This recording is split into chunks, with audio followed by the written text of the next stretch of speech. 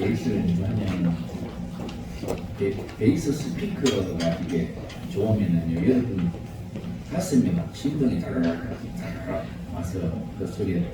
근데 이 스피커가 정말 싸구려 나가지고 우리 종아리 같이 멋진 저런 베이스 치면 그냥 다 잘하는 오줌을 다 쌌는데 베이스가 어떤 청년들을 위해 가지고 이게 누가 뭐 이런 걸 쓰는 거 그러더라고요. 너무 이것 좀 바꾸서 한번 연말이 가기 전에 내년에는 청년들을 위해 가지고 좋은 베이스 스피커 하나 그렇게 여기서 준비하도록 해보겠습니다. 이번 주간 성탄절이 오늘 토요일입니다.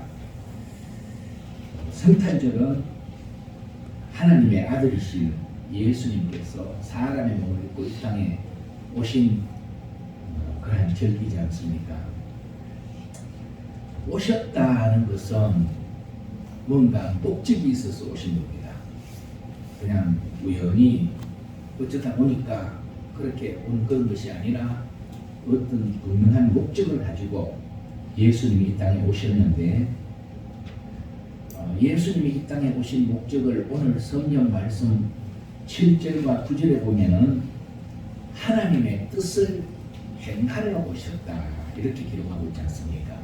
예수님이 이 땅에 오신 것은 무엇하러 오셨다고요?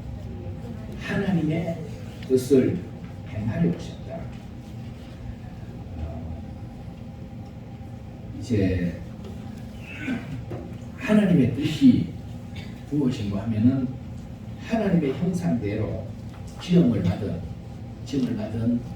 우리 사람이 죄로 인해서 멸망에 처했지 않습니까? 그래서 요한복음 3장 16절에는 하나님이 세상을 이처럼 사랑하사 독생자 예수님을 이 땅에 보내주신 것은 우리가 그 예수님을 믿고 멸망하지 않고 모두가 다 영생을 얻기를 원하시는 것이 하나님의 뜻인 줄 믿습니다. 그래서 하나님은 예수님을 이 땅에 그렇게 보내주셨습니다.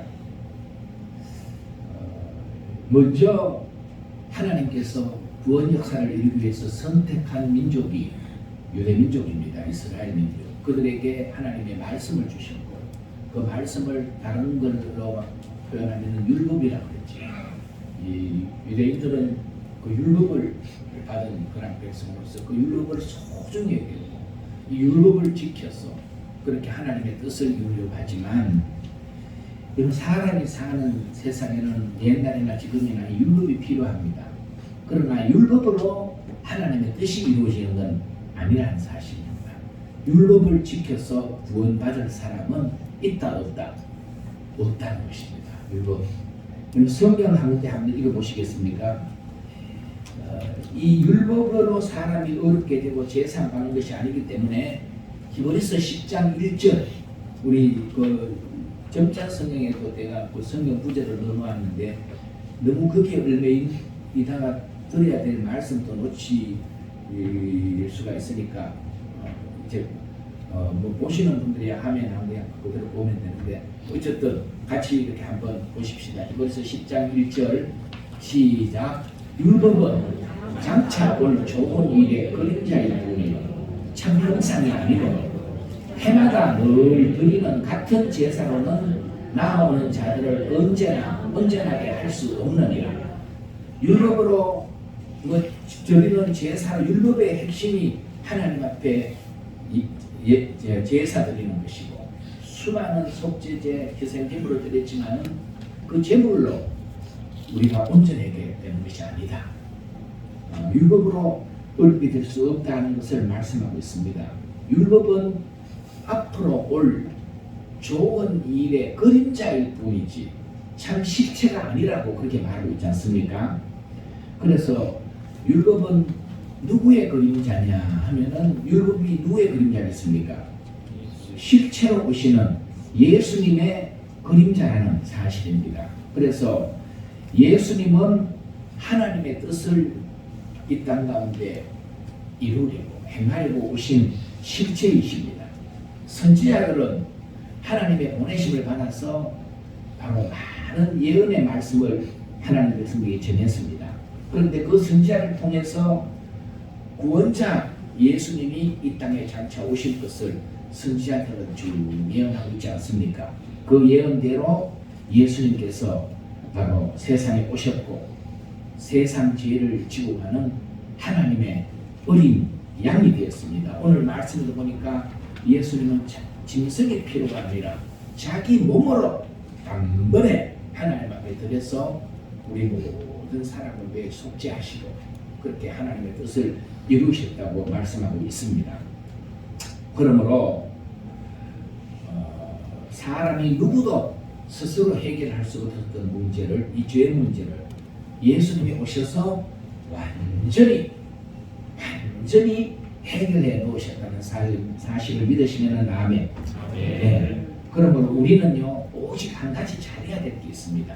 우리가 다른 것 하려고 구원받으려고 다른 것을 하려고 노력할 필요가 없이 우리가 해야 될 오직 한 가지 사실은 그 예수님이 나의 죄 문제를 위하여 이 땅에 오신 유일한 구원자라는 사실을 믿는 이 믿음입니다. 이 한 가지 이게 중요합니다.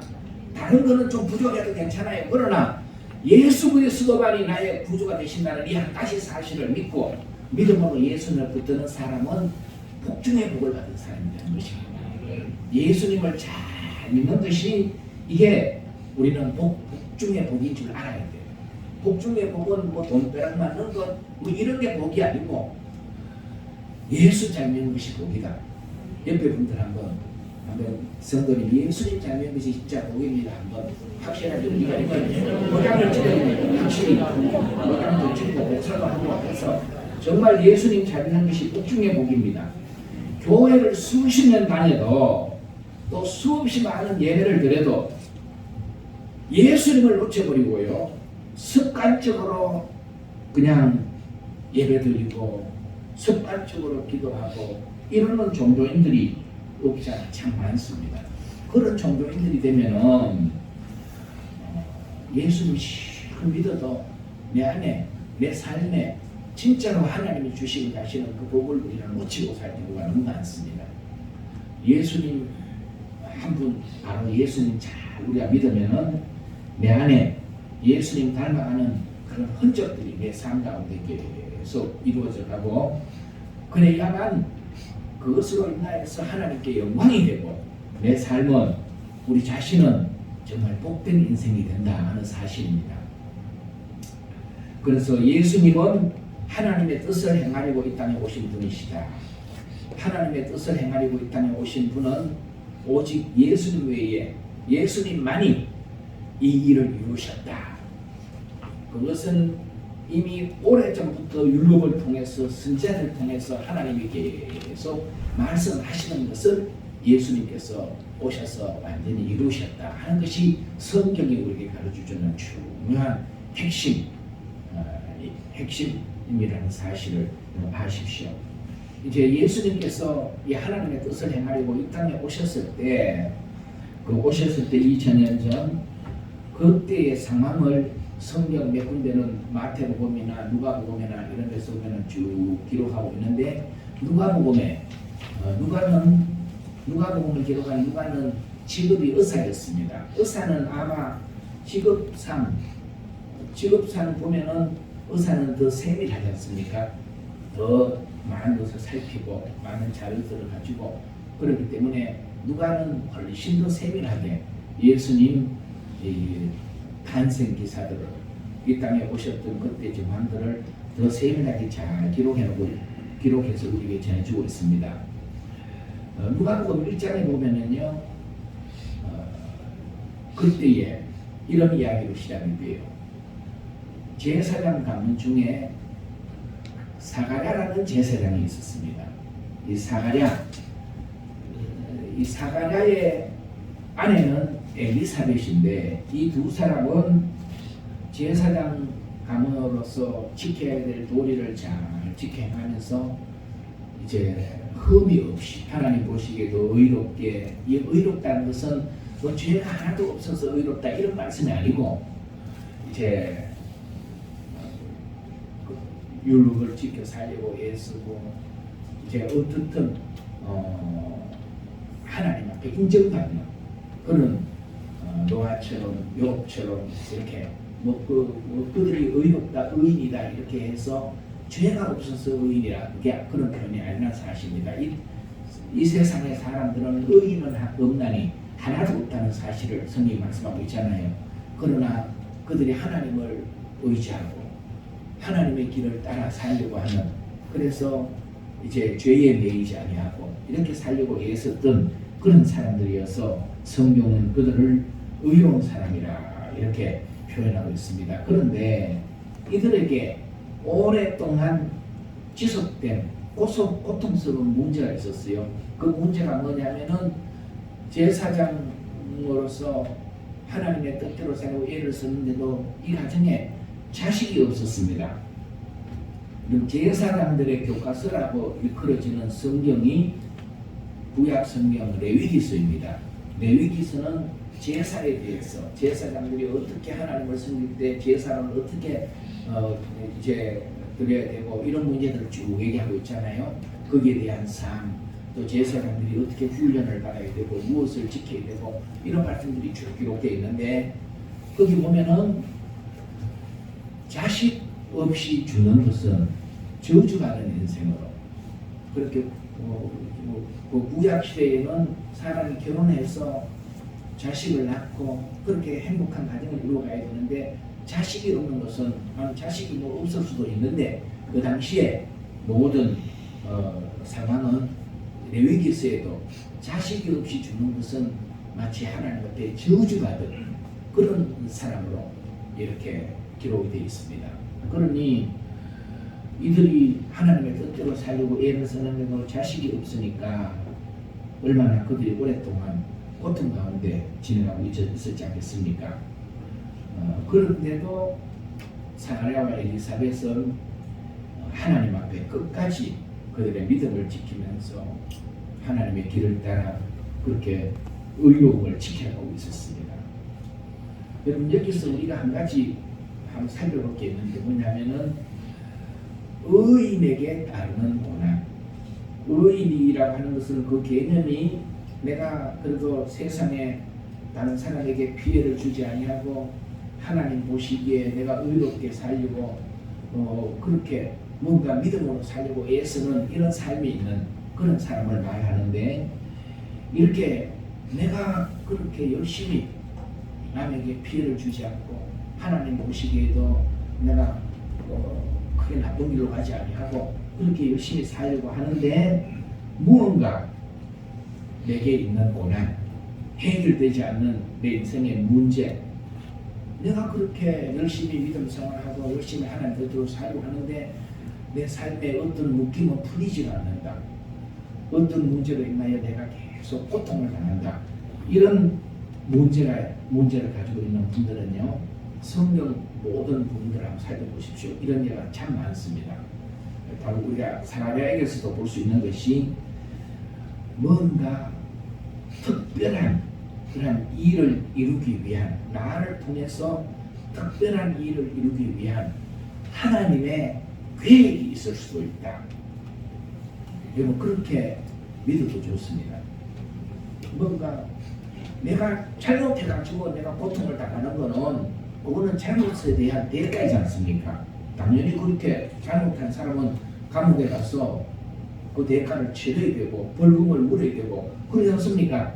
그런 고통을 당하면 내가 열심히 그래도 살려고 애쓰는데 내 삶의 어떤 부분이 열리지 않고 또 고통을 당하고 이런 부분이 있다는 것은 뭔가 그것을 통하여 하나님이 나를 더 하나님 앞에 바로 서도록 기도하도록 또 그렇게 하면서 하나님께서 나를 특별한 일에 쓰실 어떤 그런 계획이 있다는 사실입니다. 그렇기 때문에 여러분들 중에서도 그런 분이 있다면은 그것 때문에 나 하나님 이제는 그냥 쉽게 낙심해 버리지를 말고 오히려 사가랴도 그랬구나, 다윗도 그랬구나, 성령의 요셉도 그랬구나 그러면서 우리가 그런 사람들 욕도 그랬구나. 이런 사람들 우리가 보면서 감사하며 한번 하나님을 기대해 보십시오. 그러면은 하나님의 때가 되면은요 놀라운 일이 일어나게 될 줄 믿습니다. 이 사가랴가 제사장의 직무를 감당하려고 성전에 들어가서 분향을 하고 있는데 이 분향하고 기도하며 하고 있는데 갑자기 향단 우편에요 천사가 나타났어요. 이 천사 이름은 가브리엘입니다. 가브리엘은 좋은 소식을 사람들에게 전해주는 그런 천사로 알려져 있습니다. 좋은 소식을 전해주는 천사. 이제 이 천사 가브리엘이 향단 우편에 이렇게 탁 나타나니까 여러분 신적 경험을 처음 하게 되면은 무섭습니다. 여러분 혹시 하나님의 임재하심에 대한 경험들 해보셨습니까? 그냥 평안만 하고 할렐루야 이렇게만 됩니까? 저는 하나님의 인도하심을 따라서 새벽에 시계도 없었는데 그 시간에는 딱 깨어서 나가서 한중에 기도하는데 며칠을 그렇게 새벽에 골짜기에서 기도를 했어요. 한날 새벽에 가서 그날은 더 고요했어요. 고요한데 집에 가서 내가 기도하는 자리에 무릎 꿇어서 조금 기도하다 보니까요 산등성이에 소나무들이 거기 좀 섰는가 그러는데 태풍 소리가 불면서 소나무가 하고 막 흔들리는 소리가 나는데요. 이게 뭔 소리야? 고요한 새벽에 막 바람이 막 부는 소나무 가지고 흔들리는 소리가 나가지고 내가 얼마나 무섭는지요. 그만 막 너무너무 무섭더라고요. 무서워가지고 기도를 못하고 도망치던 내가 가만히 지금 가서 돌아보면은 이게 그때 아직 성경 지식이나 이런 것들이 이게 충분히 없으니까 이거 뭐 그런 얘기도 있잖아요. 산에 가서 꼭 기도하다 보면은 막 어떤 잘못된 영을 받아가지고 사람이 뭐 이상해져 버리는 그런 것들이 있거든요. 그러니 그런 얘기를 들어서 뭐 그런 건가 싶어서 내가 지금 가만 생각해 보면은 성령이 바람같이 임하시고 뭐 이런 바람 소리가 막 사단계냐면 그런 충분한 어떤 말씀에 대한 바탕이나 이런 것들이 잘 갖춰주면은 그저 주야 하면서 주님만 의지해야 되는데 무서워가지고 그만 기도 못하니 서가지고 도망오듯이 와버리는 그런 경험이 있습니다. 무섭더라고요. 예. 뭐 그저 바람 소리만 들어도 무섭는데 기도하는데 천사가 갑자기 나타나서 사가랴야 하고 여러분들이 기도하는 어떤 문제를 가지고 응답해 주옵소서 하고 막 기도하는데 아무개야 내가 네 기도를 들었다고 와서 어깨 툭툭 치고 천사가 그런다면 여러분 아이고 할렐루야 이러기가 쉽지 않을 거예요. 왜? 무섭단 말입니다. 그러니까 가브리엘이 이 사례에게 무서워하지 말라 그럽니다. 막 사례가 가끔 놀라가지고 무서워하니까 무서워하지 말라고 하면서 네 간구함이 하나님 앞에 들려서 엘리사벳이 너에게 아들을 낳아줄 것이다. 너무너무 그때까지 기도하면서 얼마나 많이 기도했겠습니까? 그 기도가 이제 와서 응답이 되는 겁니다. 그러면서 이름까지 아들을 낳을 것이니까 그 이름까지 천사가 지어줬어요. 뭐라고 지어줍니까? 이름 요한이라 해라. 요한이라 해라. 이름도 지어주고 너도 기뻐할 것이고 또 즐거워하며 많은 사람도 그 아이가 태어남을 그렇게 기뻐할 것이다. 또 그 아이가 주 앞에서 큰 자가 되고 이스라엘의 많은 사람을 주께로 돌아오게 할 것이다. 여러분 좋은 소식입니까? 나쁜 소식입니까? 좋은 소식도 엄청 좋은 소식을 지금 천사가 사람에게 전해주고 있지 않습니까?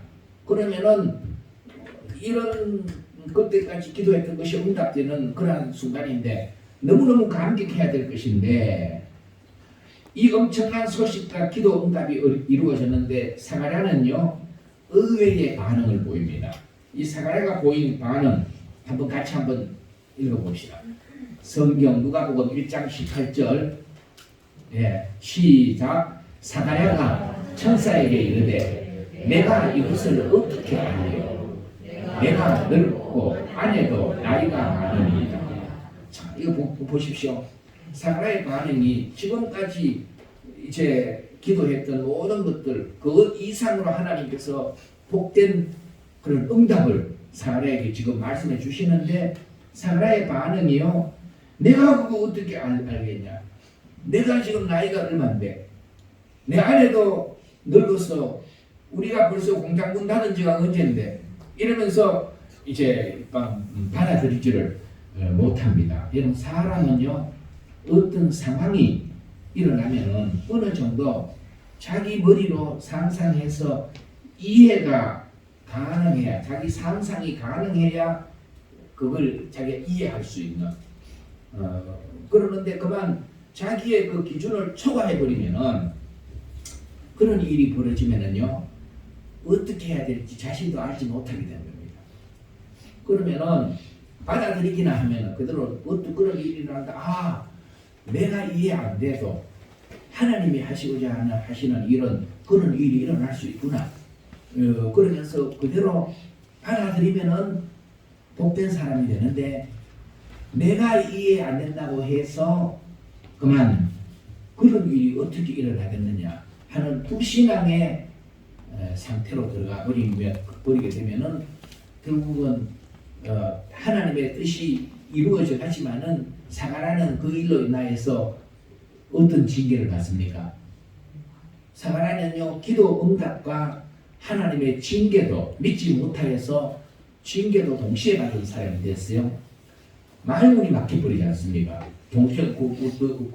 요한이 태어나기까지 말을 못합니다. 말문이 딱 닫히는 그런 징계를 이 사례가 받게 됐죠. 이 좋은 일이 사가랴에게 너무 좋은 일이 일어났는데 생겼는데도 자기 머리로는 도무지 이해가 되지 않으니까 자기 현실로 돌아가 버리는 겁니다. 내 현실 보니까 내 나이가 얼마인데 내 나이가 어때서 이렇게 가면 좋았을 것을 내 나이가 지금 얼마인데 내 아내도 지금 그 너는 할망구가 어떻게 지금 아이를 낳겠느냐 이 자기 현실로 돌아가는 현실로 보면 자기 이해로는 안 된다는 것 아니겠습니까? 내가 안 되니까 하나님이 하시고자 하는 그런 일도 내게 일어날 수가 없다. 이런 그만 상황이 되고 말았죠. 그래서 이 사가랴는 자기 생각에 갇혀서 하나님의 말씀, 하나님의 뜻 이것을 받아들이지를 못하고 불신앙의 상태에 서게 됐다는 것입니다. 그렇다고 해서 하나님의 뜻이 이루어지지 않느냐 하면은 하나님의 뜻대로 이루어져 갑니다. 그렇죠? 이루어져 가는데 내게는 그것을 믿지 못한 사람에게는 결국은 복된 사가랴 집에는 나중에 요한 때문에 그 일이 이루어져 가지만 사가랴는 그것으로 인하여 불신앙의 대가로 말 못하게 되는 또 어떤 경우는요 하나님이 나를 통하여 복된 일들을 이루시고 하는데 내가 거부하면은 그 하나님의 일이 안 되는 게 아니라 나는 복되게 쓰임 받지 못하고 다른 사람이 그 복을 누리는 그런 경우도 쓰임 받고 그렇게도 하나님의 뜻은 이루어져 갑니다. 그러니까 내가 못 믿는다고 내가 이해 안 된다고 하나님의 일이 하나도 그러니까 안 된다. 이게 세상 사람들이요 자기 머리로 이해가 되지 않는다고 해서 신앙을 얼마나 우습게 기는 사람들이 많지 않습니까? 여러분 예수님의 사건이 사람의 머리로 이해가 되는 사건입니까? 여러분 한번 생각해 보십시오. 예수님의 이 사건은요 사람의 머리로 이해가 되지 않습니다. 예수님은 인간의 상식을 뛰어넘는 분이십니다. 그렇잖아요. 그렇기 때문에 이제 우리는 내가 이해가 안 된다고 하나님의 일에 대해서 함부로 말하는 사람은 어리석은 사람. 그래서 얼마나 수많은 어리석은 사람들이 예수님을 그저 생각지도 해보고 그냥 그 소리 하는 사람들은 예수님을 믿으니 내 주먹이나 믿어라 그러고 그러면서 어리석은 그런 소리들을 하는 사람이 얼마나 많습니까? 여러분은 기도할 때 또 믿음으로 나올 때 우리가 예배 가운데 하나님의 임재를 기대하며 또 하나님이 내 기도를 들어주시기를 바라며 그렇게 우리가 하나님께 예배하고 기도하고 그럽니다. 그럴 때 그러면서도 정말 하나님께서 내 기도를 들어 응답하시고 이 사가랴가 경험했던 것처럼 그런 일이 일어나면은 한번 기대해 보십시오. 그러면은 좋은 일이 그럴 때 그저 내 머리로 이해 안 된다고 어떤 그런 일이 있을 수 있겠냐 하고 그게 불신앙의 자세로 차지 마시고 이 천사 가브리엘이 그런 얘기를 합니다. 대저 하나님의 모든 말씀은 넘지 못하심이 없느니라. 그런 말씀 들으셨죠? 예, 사람의 머리로 이해 안 된다고 하나님의 말씀이 이루어지지 않는 것이 아니라 하나님의 모든 말씀은 넘지 못함이 없다. 이 말씀을 믿고 하나님 앞에 온전히 의지하시면 너무도 좋은 그런 일들이 말씀대로 이루어져 가게 될 줄 믿습니다. 그래서 우리는 이 사가랴를 통해서 무엇을 알 수 있느냐 하면서 무엇을 알 수 있느냐 하면 기도 생활이나 이 신앙 생활이 그냥 관례나 습관처럼 돼버리면은 기도하고 있어도 실제로는 믿음이 없을 수도 있다. 그렇죠. 이 사가랴가 안 믿는 사람이 아닌데 믿음의 사람인데 실제로 그런 일을 하니까 불신앙의 자세를 반응을 보이는 것은 이게 습관적인 종교인으로서 그렇게 신앙생활을 하다 보면은 이러기가 쉽다는 것입니다. 우리의 많은 예배가 하나님의 임재에 대해서 또 하나님의 기대를 가지고 하나님께서 함께 하시길 기대하면서 경외의 감으로 하나님 앞에 그렇게 예배드리면은 너무너무 하나님께서 우리를 기뻐하시겠지만 그러나 이게 그냥 습관화된 종교인으로서 우리가 예배에 나오고 기도하고 그런다면은 별 의미가 없는 그런 예배가 되고 말 뿐입니다. 믿음이 없을 때 사가랴가 말문이 다 닫혔어요. 불신앙에 차있을 때 이게 오히려 어떻게 보면 더 은혜가 될 수도 있습니다. 왜 이게 은혜냐 하면은 불신앙적인 그런 자세로 하나님의 뜻이 이루어져가는 데에서 막 불신앙의 말을 하면은 그게 말로 죄를 짓는 겁니다. 그렇죠? 말로 죄를. 근데 말문이 딱 닫혔으니까 말을 못하니까 불신앙의 죄를 말로 짓는 그 죄는 안 짓게 되고 또 하나님의 역사를 말로 방해하는 수가 얼마나 많은지 몰라요. 뭔가요? 교회에서도 어떤 일을 하나님의 뜻대로 이루려고 기도하고 나가는데 몇몇 사람이 불신앙적인 말로 하면은 그 때문에 못하는 경우들이 들어 생기는 이런 경우들도 있기 때문에 그 일은 결국은 말로 하나님의 일을 방해하는 그런 이제 죄가 될 수가 있는데 입이 딱 말문이 닫혔으니까 그런 말을 안 하고 지내갔으니까 이것도 은혜다. 그렇게 한번 생각해 볼 수도 있어요. 이 사가랴와 다른 반응을 보인 사람이 있어요. 같은 그런 현상이 일어나는데 이 사가랴와는 아주 다른 그런 반응을 보인 사람이 누구냐 하면은 마리아입니다. 마리아는 믿음으로 반응을 해요. 6개월 후에 이 가브리엘 천사가 이 마리아가 사는 갈릴리 나사렛 동네에 마리아에게 나타납니다. 마리아는 당시 요셉과 약혼한 그러한 상태였고 이 마리아에게 나타나서 이 천사가 전하는 말이 뭡니까? 은혜를 받은 자여 평안할지어다 하면서 마리아가 하나님의 은혜를 받았다는 것을 알려주면서 마리아에게 임한 하나님의 은혜가 무엇인지 자세히 알려줍니다. 알려주니까 이제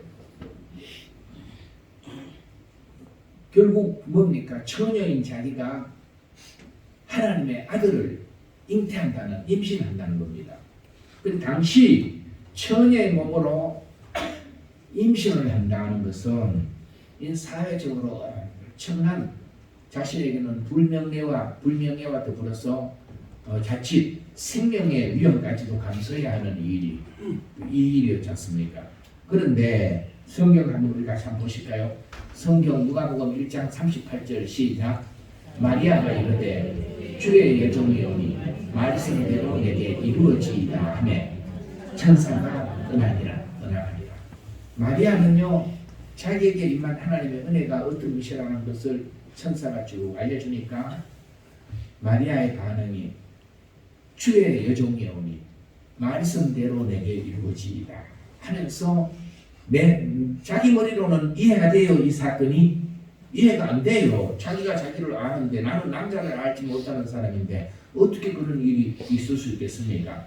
이해가 안 되지만 대저 하나님의 모든 말씀은 넘치 못하심이 없느니라. 이 말씀 주의 말씀대로 내게 이루어지이다. 믿음으로 반응하니까 여인 중에 복된 여인이 된 줄 믿습니다. 이 마리아를 통해서 예수님이 오셨고 우리가 바로 이 믿음을 가져야 합니다. 하나님의 뜻을 행하러 오신 예수님을 그래서 말씀대로 우리가 잘 믿는 것 이게 복 중에 복이라는 사실을 우리가 바로 깨닫고 예수님을 잘 믿는 이것이 오늘 우리의 복이다. 마리아처럼 반응하고 우리가 사가랴처럼 그렇게 반응해서는 안 된다 하는 것을 오늘 이 사건을 통해 살펴보게 되고요. 그러면은 예수님을 잘 믿는다는 것, 예수님을 잘 믿는 사람에게는 어떤 증거가 나타나느냐? 예수님을 잘 믿는 사람에게 따르는 증거가 이 증거가 분명히 있어야 돼요. 한번 보십시오. 예수님을 잘 믿는 세 가지 증거가 나오는데 첫 번째가 무슨 증거요? 속죄의 증거입니다. 속죄의 증거. 왜 예수님을 잘 믿는데 속죄의 증거가 나타나야 되냐면은 예수님이 이 땅에 오신 목적은 우리를 부자시키려고 오신 것도 아니고요. 우리를 물론 예수님께서 오셔서 우리에게 모든 것 그게 영혼도 잘 되고 육신도 잘 되 강건하고 그래서 치료도 해주시고 이런 사역도 열심히 하셨지만 주 목적이 뭐냐면은 우리를 죄에서 건져 구원하기 위해 오셨다는 것 아닙니까? 그러면은 예수님을 믿는 사람에게는 죄사함 받은 증거가 우리에게는 있어야 돼요. 아멘. 죄는 큰 신앙생활을 하면서도 죄사함 받고 천국 갈 수 있습니까? 그러면은 거기에 대한 확신을 못 가져가지고요. 뭐 아직 내가 부족해가지고 이거는 이런 얘가 교회 권사님들에게도 항상 나타나는 현상이 그런 거라는 사실이에요. 뭐 권사님 예수 믿고 제사함 받았습니까? 오늘 죽어도 천국 갈 수 있습니까? 그러면은 제가 아직도 부족해가지고 뭐 이런 소리 굉장히 겸손한 소리인 것 같은데 뭔가 문제가 있는 거예요. 내가 부족해서 내가 그냥 모든 자한테 완전해서 내가 완전해져서 다른 사람이 볼 때 저 사람 저렇게 열심히 믿음 생활하고 저렇게 하니까 저 사람은 뭐 그래도 천국 가고 그런 게 아니고 예수님이 나의 죄를 대신 지시고 예수님이 내 죄값을 다 갚아주셨고 나는 예수님 안에서 나는 이제 보혈로 씻음 받은 사람이고 하나님의 자녀가 됐고 그래서 나는 오늘 지금 죽어도 천국 갈 수 있고 이 믿음의 확신을 가지는 것이 예수 믿는 사람이에요. 아멘. 네, 그렇습니다. 그런데 이게 이제 이 증거가 부족하면은요 계속 왔다 갔다 그럽니다. 계속 그 인생은요 기회가 되면은 또 죄에 빠졌다가 또 교회 오면은 또 하나님 자녀 된 것 같았다가 이게 이러면은 신앙생활에 행복함이 복되지를 못해요. 나는 바로 예수님을 믿는 가장 중요한 일이 내게 이루어진 것은 나는 죄사함 받았다. 나는 엄청난 죄인이지만 예수님을 믿으면은 예수님 오른쪽에 있던 그 강도도 죄사함 받고 천국에 가지 않습니까? 예수님은 이를 위해 오셨다는 것. 여러분들에게 이 속죄의 증거, 이 속죄함 받은 확신들이 분명히 있어야 예수님을 잘 믿는 사람입니다. 여전히 우리는 부족할 수가 있어요. 여러 모양으로 나의 생각이, 나의 행실이 부족할 수는 있지만 그러나 그러면서 계속 예수님을 닮아가는 자리에 우리가 하나님의 자녀로 세워져가는 과정에 있기 때문에 우리가 이 땅에서는 여전히 부족하지만 그러나 예수님을 믿음으로 가장 내게 일어난 중요한 일은 죄사함 받았다. 아멘. 여러분들 이 확신을 분명히 가져야 그래야 하나님의 예수를 잘 믿는 사람의 증거가 바로 이거라는 것입니다. 그리고 두 번째는 죄를 멀리하고 바르게 사는 삶이 따라야 돼요. 왜냐? 내가 죄 가운데 살았던 삶을 예수님이 이제 해결해 주셨고 나를 하나님의 자녀로 다시 태어나게 하셨습니다. 그렇지 않습니까? 그러면 하나님의 자녀로서 이제는 하나님의 자녀로서의 삶을 살려고 애를 써야도 거기에 우리가 부족하기 때문에 다시 넘어질 수도 있고 쓰러질 수도 있고 다시 이제 실수할 수도 있고 그렇지만은 하나님의 자녀로 바르게 살려고 하나님의 뜻대로 살려고 믿음으로 살려고 하는 이 노력, 하나님의 말씀을 통해 공부도 하고 또 기도하며 그렇게 성령을 의지하고 나가는 이 삶이 우리에게 따라야 돼요. 하나님의 자녀가 됐기 때문에 자녀가 계속 잘못된 자리에 그 삶이 성장하지 못하고 성장해도 엉뚱한 짓 하고 그러면은요 그 자녀는 부모의 고통이 돼요. 그렇지 않습니까? 우리가 지금 대통령 후보 중에 뭐 장남 아들도 보니까 무슨 도박하고 또 성매매 의혹 이것 때문에 얼마나 지금 그 대통령에게 이게 상당히 문제가 될 수 있는 얼마나 고통스럽겠습니까? 그 장남이 좋은 아들이 돼서 자랑스러운 사회적으로 그런 아들이 돼서 아무개 후보가 자녀가 이렇게 사회를 위해서 잘하고 그렇다면 얼마나 뭐 대통령 선거에도 좋은 영향을 미칠 건데 이게 마찬가지라는 것 아니겠습니까? 우리가 하나님의 자녀인데 하나님의 자녀된 우리가 여전히 속에 차고 거짓되고 정직하지 못하고 세상 사람들이 살아가는 방식 그대로 살려고 하고 이 세상 풍조 따라 살아가고 그런 자리에 있다면은 우리가 세상 사람들부터 죽어 마라 그러면서 전부 결국은 우리가 욕먹는 것이 내만 욕먹는 것이 아니라 누구 영광을 가려야 되는 것입니까? 하나님의 영광을 가려야 되는 거 아니겠습니까? 그래서 예수님을 잘 믿는 것은 내 안에 아직 부족하지만 이전에 나보다는 또 하나님의 자녀의 형상을 내게 이루어가는 예수님의 형상을 내가 닮아가고 가는 이 성장이 계속 우리 가운데 이루어지고 있어야 된다. 아멘. 이 말씀이 이해가 됩니까? 그래서 우리는 성경 한 말씀 한번 읽어봅시다. 이사야 1장 11절 12절 같이 시작. 여호와께서 말씀하시되 너희의 무수한 재물이 내게 무엇이 유익하냐? 나는 순양의 번제와 살찐 짐승의 기름에 배불렀고 나는 수송아지나 어린 양이나 성년소의 피를 기뻐하지 아니하노라. 12절도요. 시작. 너희가 내 앞에 보이러 오니 이것을 누가 너희에게 요구하였느냐? 내 마당만 밟을 뿐이니라. 이게 뭐냐면 당시에 이스라엘 백성들이 수없이 하나님 앞에 제물 갖다 바치고 제사 드리고 그랬다는 겁니다. 근데 하나님은요 그걸 내가 그 짐승의 피 내가 원하는 게 아니다. 나는 이미 그 피에 배불렀다. 하나님이 원하시는 것은 그들이 악에서 떠나서 하나님의 백성답게 의롭게 살려고 하는 노력이 있어야 된다는 것입니다. 어려운 사람들 보면 도와주려 하고 그런데 그들은 힘이 닿고 과부들의 재산을 그냥 또 그 아들을 무시하고 이러면서 욕심 따라 연전히 살아가면서 재물을 그래서 부정한 돈을 가지고 와서 재물만 하나님에 바친다.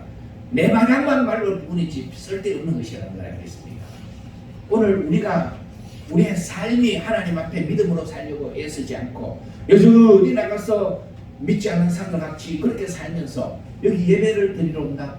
그러면은요 결국은 내 마당만 밟고 누가 너희에게 그렇게 하라고 요구했냐?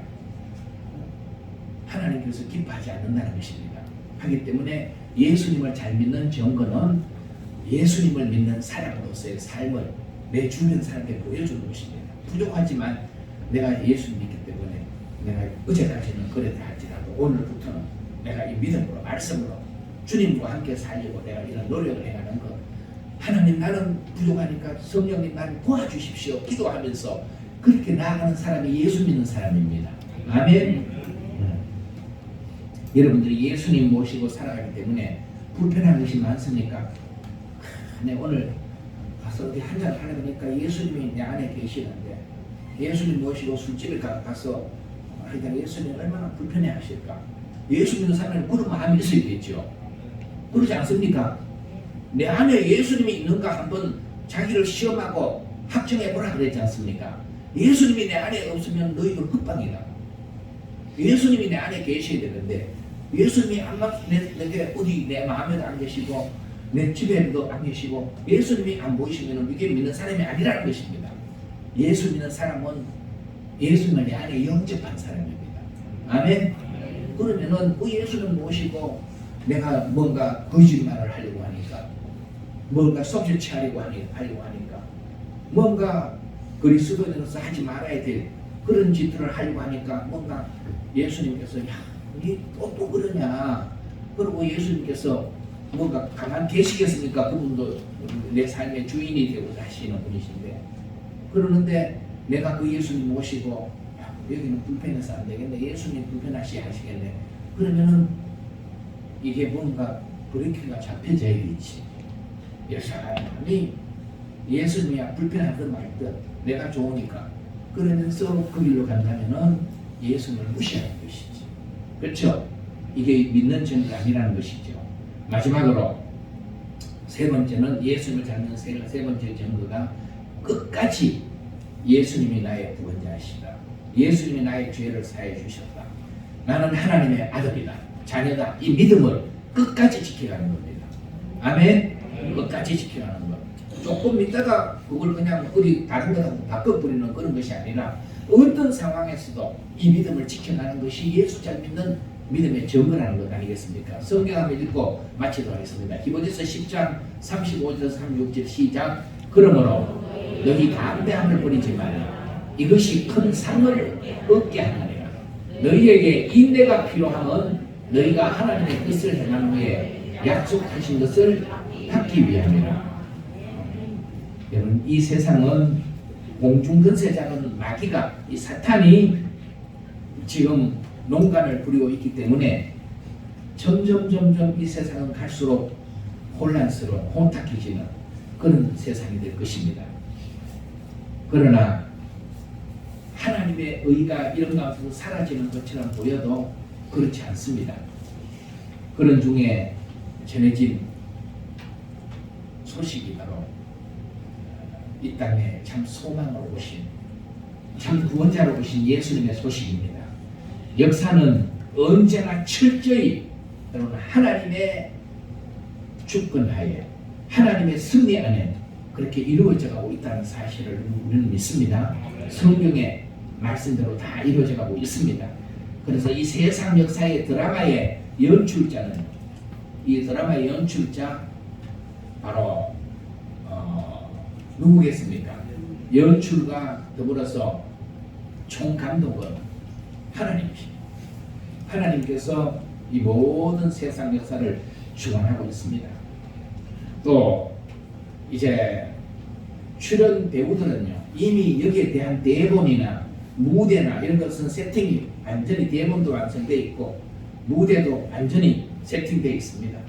이제 출연 배우자들을 하나님이 세워서 그때 바로 그 일들을 감당하게 하고 있습니다. 하나님 역사에 오늘 제가 설교 시간에 말씀드리는데 등장한 출연자는 사가랴가 등장했고 또 누가 등장합니까?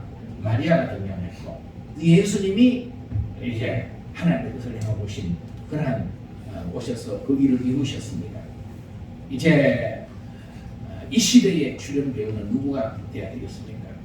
우리가 오늘 이 시대에 하나님의 뜻을 이루어가는 그런 배우가 다 돼서 예수님 잘 믿는 믿음으로 하나님의 영광을 드러내는 복된 우리 성도님들이 다 되시기를 주님으로 축복합니다.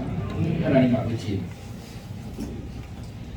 수많은 사람들이 이 세상을 살아가고 있지만 그 가운데서 우리를 택하시고 불러 하나님의 귀한 자녀로 삼아주신 것 감사합니다. 이제 이 세상은 코로나로 인하여서 각 나라가 많은 어려움을 겪고 또 이런저런 혼란스러운 일들이 이 세상에는 곳곳에서 일어나고 있습니다.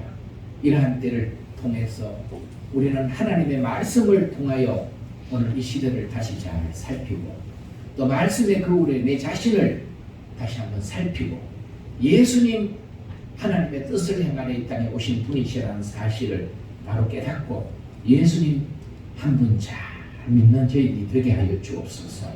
우리 안에 속죄의 증거를 가지고 하나님의 자녀로서의 삶을 살려고 애쓰는 삶이 있게 하여 주옵시고, 이 믿음을 어떤 상황 속에서도 잃어버리지 말고 이 믿음 지켜서 하나님의 영광을 드러내는 저희들이 되게 하여 주옵소서. 예수님 이름으로 기도하옵나이다. 아멘.